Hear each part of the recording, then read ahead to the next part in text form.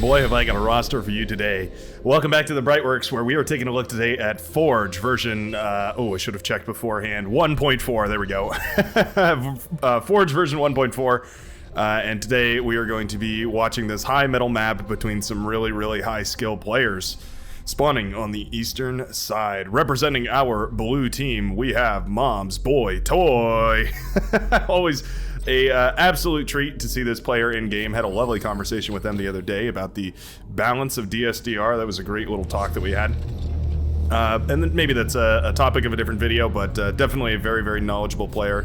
And very often one to bring out some fun strategies, certainly some aggression on the front lines. So I'm excited to see them spawning right up here on the front in the most aggressive position on Forge, where you have these very valuable metal extractors totaling a grand total of 9.4 metal per second, meaning that your starting economy is going to be tremendous.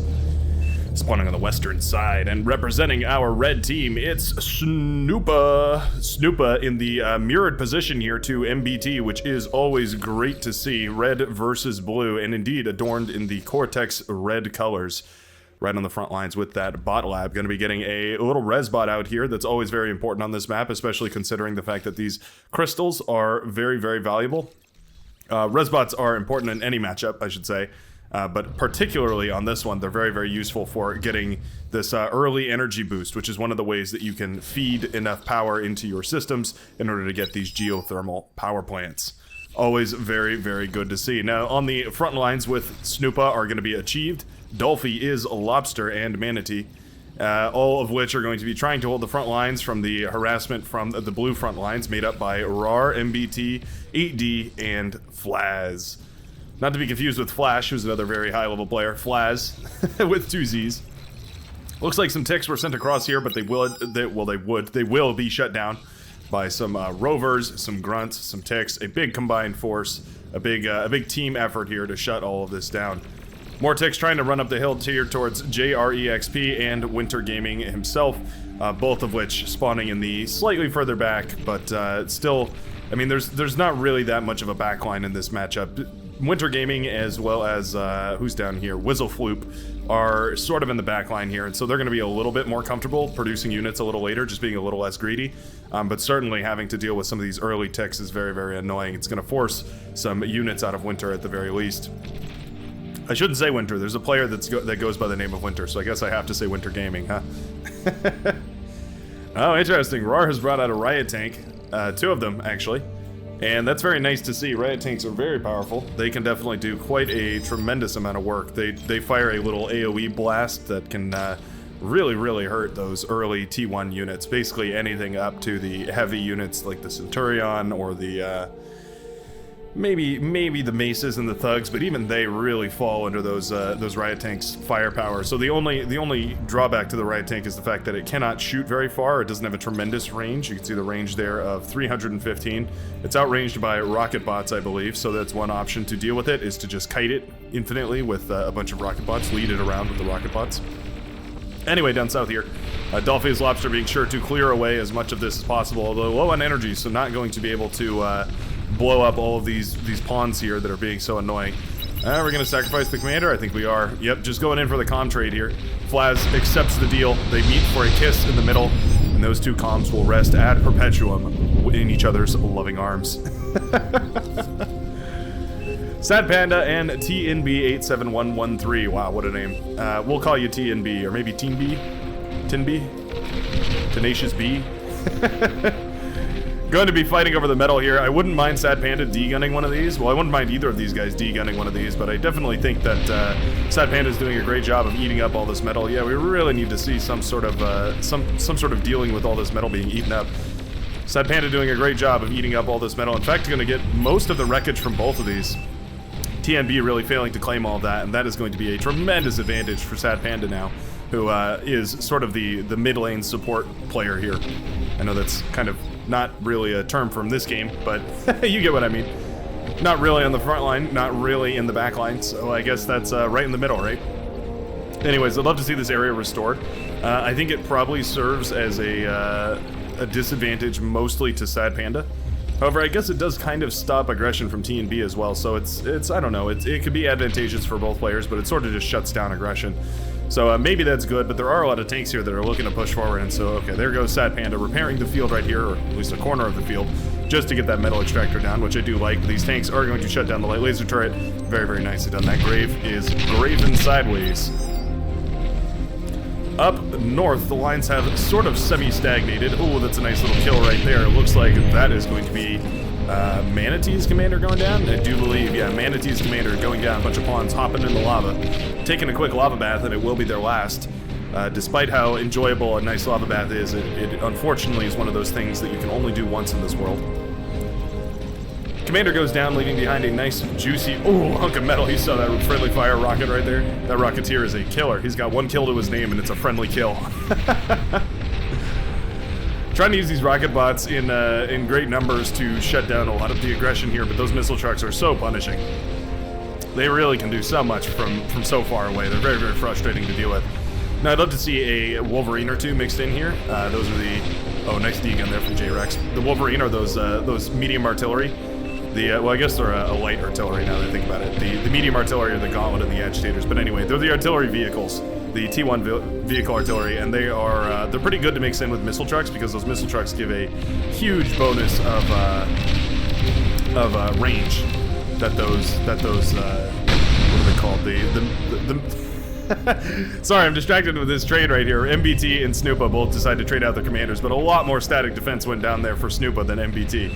Missile trucks provide the vision radius that the Shell Shockers or the Wolverines need in order to fire effectively. There's the sentence that I was struggling with for a solid minute there. I hope that eventually came through properly. In the backline, looks like Winter Gaming has gone all the way up to T2 and is going to start getting a couple of windmills up and running. I do like to see that, getting up to that T2 economy. We can always eat up the T2 lab as well.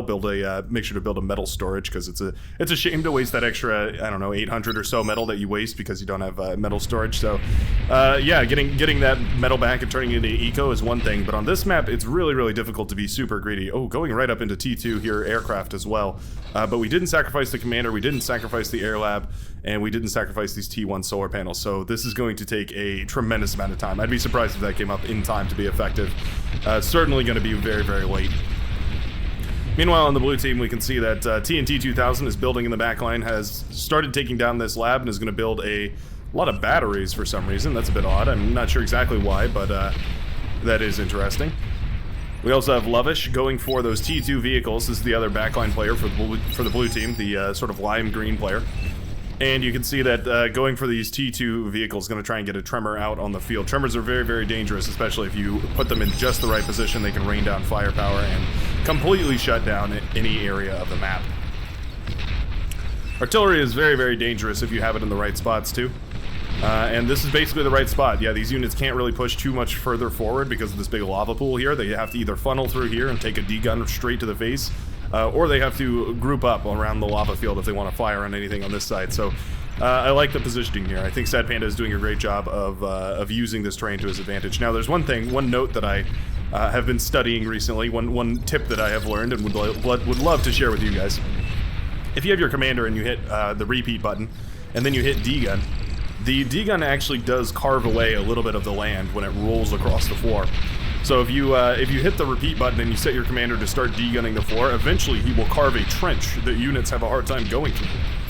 And on maps like this, where the carving trenches like that can expose lava puddles, that's certainly one interesting way to block off your enemy. I've never seen it done, but I would love to try it. And if you have a replay like that, feel free to send it on over. Easy way for me to shout out the Brightworks replays at gmail.com is the email you can send replays on over to. You can either send the SDZV file, or you can send the link to the replay on the Beyond All Reason website, and I'm more than happy to take a look at it. You can also join our Discord, which there will be a link to down below, if you'd like to just submit it through the Discord. That's usually a little bit easier, but take your pick.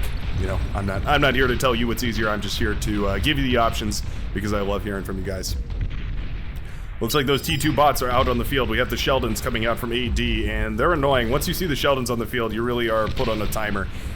One Sheldon comes out, you're not too stressed. Two Sheldons come out, you're a little bit peeved. 3 Sheldons are out, and you start to get worried. But once 4, 5, 6 Sheldons come out, things start to get really dire. And you can see these units are going to start crumbling very quickly under the Sheldon fire here. It's, yeah, it's definitely a worrying state to be in.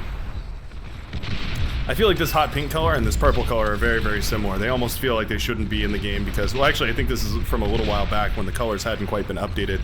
They're a little too similar for my taste. I feel like they're just one shade away from being, well, not one shade away, but they're you know, pretty close on the color spectrum for being on opposite teams here. Anyways, nice little position over here. Looks like Mom's boy toy did manage to eat up the commander wreckage here, at least I'm guessing. There is a brave little constructor walking away from this field here. What is Snoopa up to? Going for T1 vehicles and very, very shy on metal, despite having 46 economy right now. Interesting. I guess just focusing on mass vehicle production for the moment. There is a T2, I'm guessing was given from the backline here. Probably handed out by Winter Gaming. I do love to see that. Oh yeah, eat up this, oh, well, I guess we have the metal right now. Yeah, okay, I underestimated the economy here, but yeah, certainly have enough metal to fund this. But you can always go for more build power, right? Especially these butlers here. Easy to underestimate these guys, but they do have, I believe it's 120 build power? 140 build power, which is 60 shy of a nano turret, but they're completely portable and they can also build other things too, like big windmill farms. That's one tremendous use for them, is you just set them to build massive windmill farms. Takes them about 10 seconds to throw up a windmill if they're unlimited by resources. And you can have a massive windmill farm on maps where wind is decent or okay, and in just a little while you turn a barren wasteland into a flourishing economy. Spybot here, getting scuffed up just basically from some friendly fire, but you can see that the tremor has hit the field and it is starting to rain down that waterfall of death. Definitely one of my favorite aesthetic units. I think I've told you guys this before, but when I first started playing Bar, I would sometimes just put on games as like a screensaver while I was doing something else, just so that I could listen to the sounds of the artillery fire raining from beyond. What was that right there? That was a bit odd. Anyway, the Tremor is now firing at full speed here, gonna start shooting into the mist. What can this thing see? We do have the Spybot here, which is excellent for providing vision. Very, very nicely done. Tremor is very powerful. I mean, you really don't want to push into it. You need to address it subtly, right? you need some sort of efficient way of dealing with it. Otherwise, it's just going to continue to rain down horrendous amounts of firepower onto wherever you and your friend and your mother and her best friend are all standing. It will hit you all quicker than you can say, beyond all reason. Pit Bulls are coming up here, and they're a nice little static defense. They can cloak, of course, so you can sort of hide them. Not, you know, their most widely sought after skill. I guess I'm trying to say that it's not the main functionality here. Of course, the main reason you'd build them is because they do a huge amount of damage, especially to T1, and a reasonable amount against T2. But yeah, it's nice that you can cloak them in case you wanted to hide them. They also heal themselves a little bit when they are cloaked, so I always toggle mine to be cloaked automatically, just in case they take a little bit of damage. I don't have to build a build turret or anything like that. They will just cloak themselves, and then I don't have to worry about it. Saves me a little bit of APM, and I don't have to think too hard. The Cerberus has arrived. AD has set up a Cerberus on the front lines, and these are so dangerous. They are a long-range plasma cannon that fires a heavy plasma shot, and you can see it just tearing through that T2 armor. And it fires 3 of them, because why not? Named, of course, after that old dog chilling down there with Hades. And yeah, it's named appropriately as it fires these devastating rounds off into the crowd. Huge firing range as well.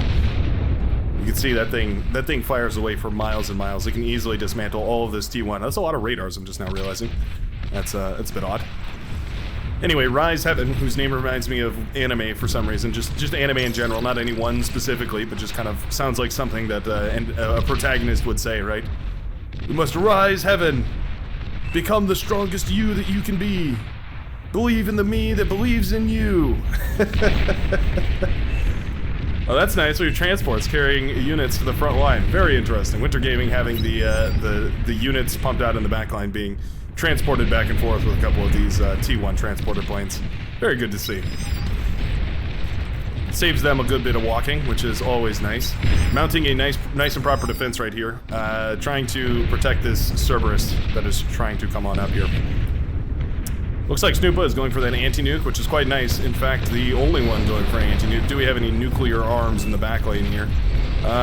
Doesn't look like it, but it does appear that a anti-nuke was brought up as well by 8D. So the way this map usually goes is the first one to successfully bomb all these advanced geothermal plants is usually the one to win the game. If you're playing as one of these players right here, there's this sort of agreement, right, between the both of you that no matter what happens, you always have to work together to make sure that you have enough anti-air to shut down any sort of bombing runs. Because any bombing run that manages to sneak through and bomb one of your advanced geothermals is going to blow up everybody's advanced geothermals. So these two players are inexcusably linked together, inextricably linked together. Bunch of ticks trying to push through, but we actually have the perfect counter here with these laser tanks. They don't do much damage, but they do just enough to be dangerous to those ticks, as well as the flame tower turret, also getting tremendous value out. But the Marauder are on the front line, just being used as a frontline combat unit here. Not the main role for a Marauder, but certainly one of them, and it does pretty well in that job. It can certainly deal out some damage, and it has enough health to maintain a dangerous presence. Here we go. The bombers are out and about here now. 4 of them headed over the hump, as you might say. Oh, interesting. Looks like AD has gone for some walls. That's not really going to help too much against these bombers. Ooh, the bombers are turning away, trying to avoid that anti-air fire. There are some fighters out, but they are just T1 fighters. Oh, is that enough bombers? I don't know. Oh, just barely not enough bombers. If they can turn around and get one more bombing run, they might have gotten it, but I don't think they're going to be able to. 4 bombers was just barely shot down in time in order to keep these advanced geothermals up. That could have been a huge issue. Hopefully that sparks a wider interest in anti-air capabilities here for the blue team. They definitely are going to need them. Starting up their own bombers here, Mom's Boy Toy, that is, and also building an eco in the backline, so that's really nice to see. Going for that fusion reactor for energy converter, fusion reactor for energy converter, so on and so forth. Kind of a build. Very, very nice to see. Building up a bunch of ticks as well in the backline. Always good to throw a big tick swarm out just as a little bit of a reconnaissance effort. Very valuable. Sumo's here on the front line for AD, trying to push forward, giving these Sheldons the covering fire that they need, bursting down any of these littler trash units, T1 units. Trash 1 as they're called. Spybot's also marching across the map, trying to give a little bit more vision to these units as well. Gonna let these Arbiters fire away into the backlines here. Very nicely done targeting that, but these Spybots are now in a decent position that they can actually show. Actually a really phenomenal position. That, yeah, all these units are now within effective range of that Arbiter here. I'd love to see a few more of those. Arbiters are very, very dangerous. They can definitely do a whole lot of work on the front line. Those T2 Cortex bots, man, they are something else. I love the inclusion of T1 units. I mean, these are just leftover from the first the first rounds of this game, the very early game. But it's nice to see them because they really can posture quite effectively here. Cerberus, though, is laying down the DACA, and you can see it is firing away at a lot of this T1, melting it into slag, disintegrating it into nothing but rubble on the floor, unrecognizable as its former self. The techs are building now. Cerberus all over the place, actually, and I quite like that. Those Cerberus are very powerful. We also have Kargneth being some cheeky boys trying to sneak their way around. That's one way to get into the enemy's backline pretty quickly, is to go up, over, around, or through this little caldera here and try and penetrate the enemy's backline. Of course, that goes both ways. You can always use this caldera for both purposes here, and we do indeed see a Vanguard coming up for a Chief, so that could definitely do a whole lot of work here. Tremor, being so annoying on the front line, has now disassembled all of that T1 infrastructure. T&B does not have much of an economy on the back of this. Yeah, we have some advanced metal extractors and a fusion reactor is coming up, but really not a whole lot of T2 is available right now. There was an Ambassador, that stealthy rocket launcher built, has a huge effective range, can fire away from all over the place. Actually, a couple of them over here as well, constantly firing. Not sure exactly why they're firing over there. They could probably target other things, but yeah, I mean, I don't hate it. Applying a little bit of pressure all over the place definitely taxes the ABM. Oh, nice little EMP right there. Spybot does crash against the shores of tanks here, and you can see that about half of that army is now caught in a really tricky position as they're forced to route themselves.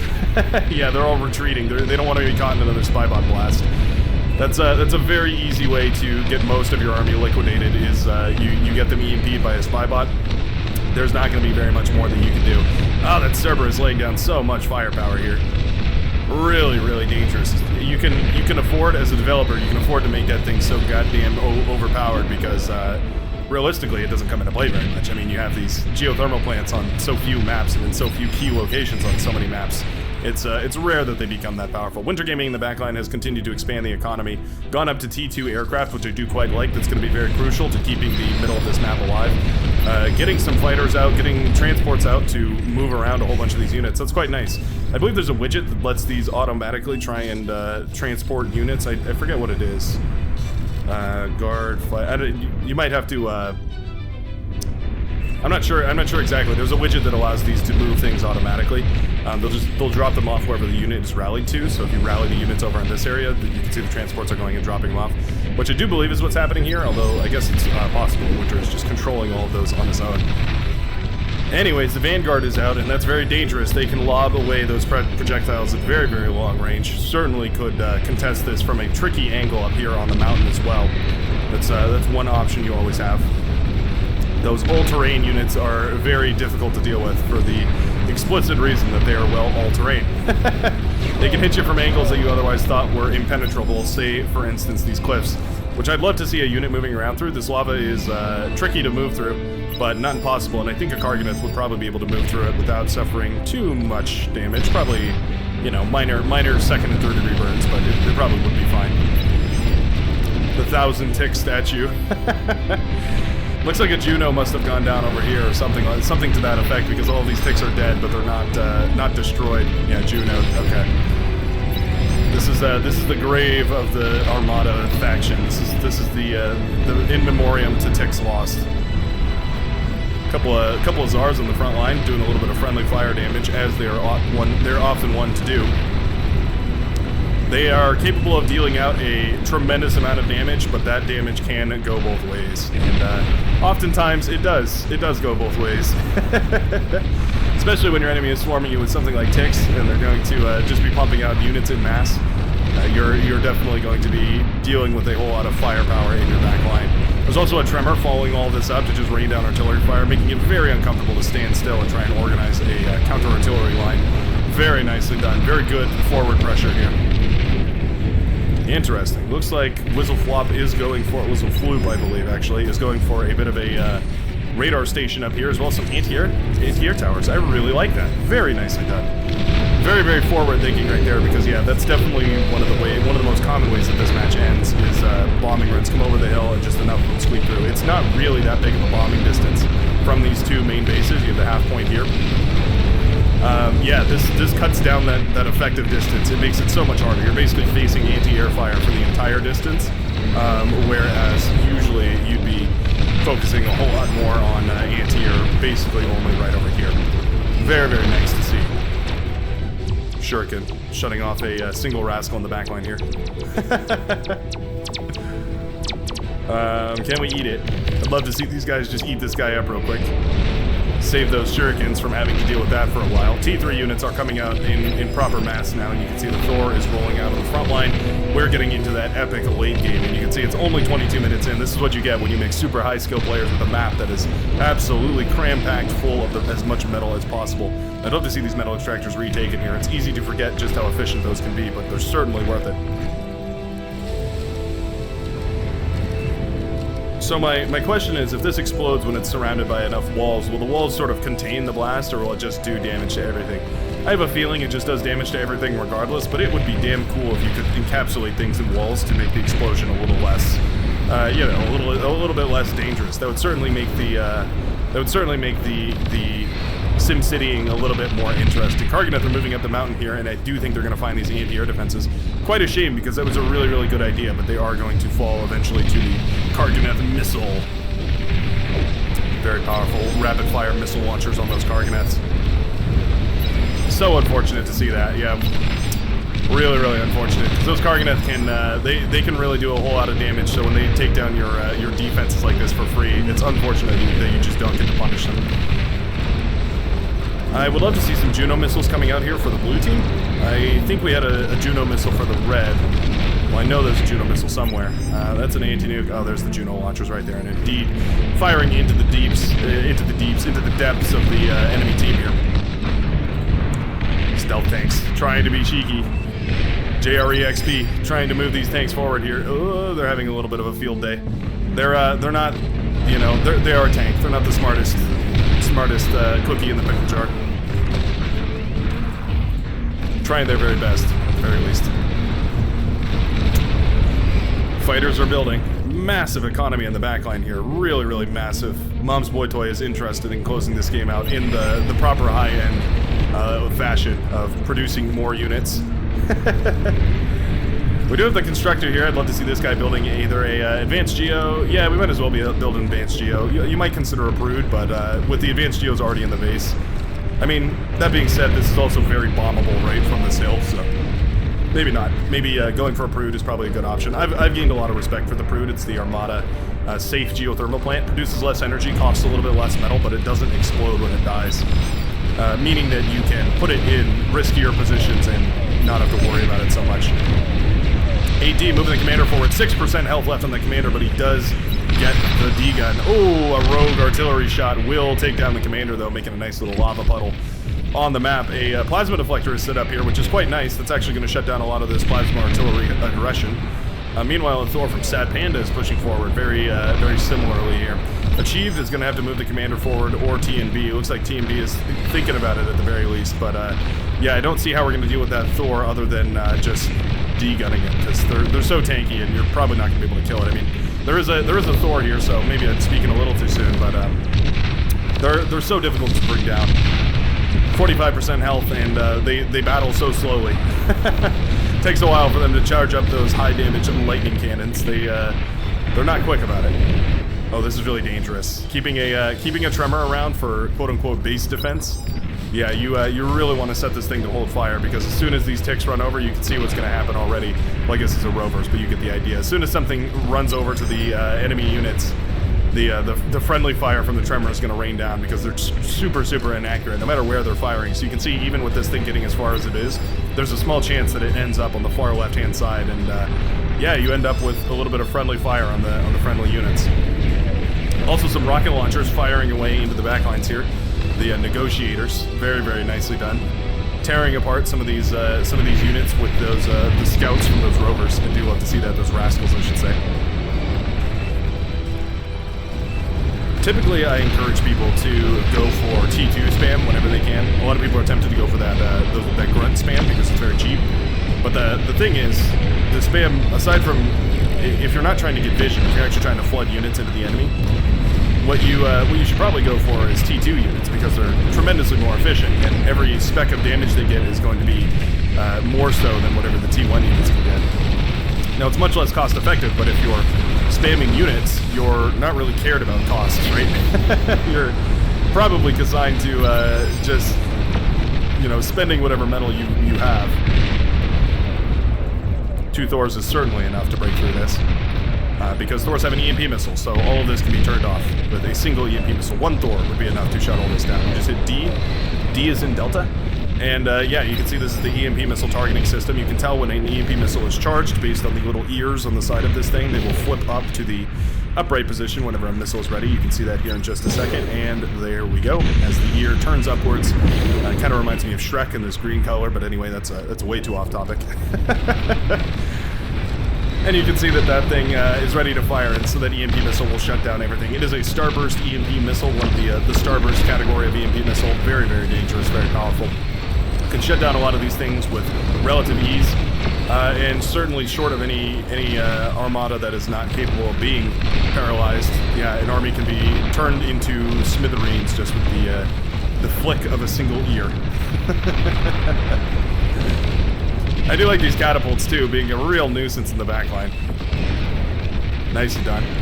Getting that artillery, or keeping that artillery up. I do believe that's been here for a while. Actually having a hard time firing, I believe, because of all the tall things standing in the way. But yeah, I really like this catapult being here. It's going to allow you to whittle down some of these units from long range. Nice shots from these vanguards, though. Those are so dangerous. Very dangerous. Taking down those vanguards one by one with the catapults. Vanguards moving up and over the hill, too. That's always nice to see. They are going to run into enemy vanguards. It's a bit of a derby battle when you see vanguards fighting vanguards. Oh, a scout was sent out here trying to scout for any weaknesses, but the blue team is well aware I think if that bombing run had 2 extra bombers in the early game, this game would have been over. Just goes to show how important it is to really fully commit to a bombing run if you're going to do it, because you probably only are going to get 1 chance. Fighters are pulled here, and I think that's a little too late. I think what you want to do is let the enemy fighters push into your backline a little bit harder before you send your fighters in. You don't really want to kill fighters. There's not really a reason to. You want to basically keep all your fighters alive. Your fighters are meant to kill bombers, not their fighters. So, you know, that's when you're on defense, that is. When you're on offense, your fighters are supposed to kill their fighters. That's obviously, but maybe not obviously. It's airplay is very tricky. Anyway, there are a lot of these blizzards here. Not the gaming company, but the strategic bomber for Armada, the T2 strategic bomber. Very powerful bomber, and it can take a lot of hits, and it can deal out a tremendous amount of damage. And I have a feeling these are probably going to be targeted directly at this geothermal clump. Turning into a proper frontline engagement here. Oh, some transporter shenanigans coming out of Winter Gaming. You do love to see it. A couple of welders dropped into the backline here. A bunch of Archangels going to try and deal with it. That's not quite going to work. Rise Heaven's Commander is in the back trying to clean all of this up. Commander being healed up by a bunch of these turrets here. Get some nice D-guns and we'll clean up some of those marauders, some of these welders here. Oh, interesting. We even have some abductors here. The EMP beam stealthy abductor. What other titles can I give this? Stealthy Armed Heavy Transport. That's its official title. Interesting. Eventually this will be cleaned up, but that was quite nice. Looks like we're going for a little bit of a maneuver back here. We do have these labs pumping out a couple of these abductors here. I wonder if we're going for some sort of play with those or if we just needed them for their EMP beam. It's the MBT Classic, just watch. Maybe gonna send these forward to EMP a whole bunch of the anti-air defenses. I wouldn't mind that. That's part of the reason why the Nostradamus maneuver works, is because you EMP, you know, some of your transports get shot down, but the next wave of transports EMPs the anti-air, and then the wave after that has no anti-air to deal with, and the wave after that has no anti-air to deal with. So just, you know, it builds up very quickly, and once you have enough of them, you can really swarm through basically anywhere. A couple of vanguards with their nozzles pointed high. Their snozzles, rather, and they're raining down death from above. There are plasma generators, though, going to keep these at bay. I'm all sitting up in my chair now. That move up north has me curious about what's going to come up next, although it looks like it's pretty heavily fortified at this point. They were fairly worried about that, you know. Can abductors pick up marauders? There's a question for you. Can marauders get picked up by these heavy transports? I wonder. Could certainly do it. Nuclear missile here firing off into the sky. I wonder where we targeted it. Do we have an anti-nuke coming up to catch it? It does not look like it. No. Must be the front line here. Oh no, there was an anti-nuke, but it wasn't charged yet. Oh wow, okay, that's a huge bombing run. Front line gets completely obliterated here for JREXP. And now the bombers are going into the back line. Looks like Winter Gaming is going to be the target of the bombing run. They're a little clumped up at the moment, but there's certainly a method to this madness, I'm sure. Oh, that's an interesting way of doing it. So move commanding them and then setting their priority targets so that if they can come into range of that, they will drop their bombs, but they don't stop moving. Very nicely done. That is an interesting way of doing that. I don't know if I've ever done that before. Very good to see. Learn something new every day. A couple of these energy converters are going to get set up, which will chain react into the build power here. That's very annoying. Not critical, though. Not mission critical, anyway. A couple of Thors have pushed through, though. This is dangerous. Yeah, these Thors have swept through the bottom lane. I guess everybody realized that now is the time to go. The nuke landed, the bombers went, and everybody's feeling the heat. One of these Thors gets bursted down, but this other one is in quite a pickle here. I'd love to see maybe a little bit of a target fire here. I believe the target fire button is T by default. No, sorry, I believe it's Y by default. Yeah, I switched it. I switched T and Y because I needed T to be target. Oh, come on, you can do it, Thor. You can do it, Thor. The Thor couldn't do it. All right, Thors versus Thors, and the Thors will win. MBT moving a ton of transports forward. I wonder what we're gonna do with them. I really do. I'm quite curious to see what it's going to be. There's a bunch of fighters and a bunch of bombers coming up in the back line. Are we just doing... We're just doing fighters for the moment. I guess going to produce one and then the other. I don't hate it, but certainly now the red team is going to be very on edge for fighter production. Luckily for Winter Gaming over here, the advanced fusion reactors did not go down. This could have really been the downfall of the economy here. I do like that we're spreading it all out a little bit. That's kind of nice. Maybe going to help a bit with those chain reactions, but all said and done, I mean, there's only so much you can do. Winter with a huge frontal army, though, moving just tons of welders across the entire map. They're the face of Winter Gaming right now. Oh no, this is really bad. We have a bunch of T3 moving forward in the southern lane here. Fighters are sent in to try and quell the fighters stemming out of this area, mainly to open up a path for the bombers to push forward here. There is some anti-air bots moving forward as well, which is just one more way to relieve some of that air wall pressure. And these bombers rather will have basically no contest as they begin to push forward. They chain react some of this build power here, which is going to shut down fighter production, meaning that they are going to have free reign in the backline to continue bombing away. Juggernaut goes down, as well as a commander. I believe the commander D-gunned the Juggernaut there.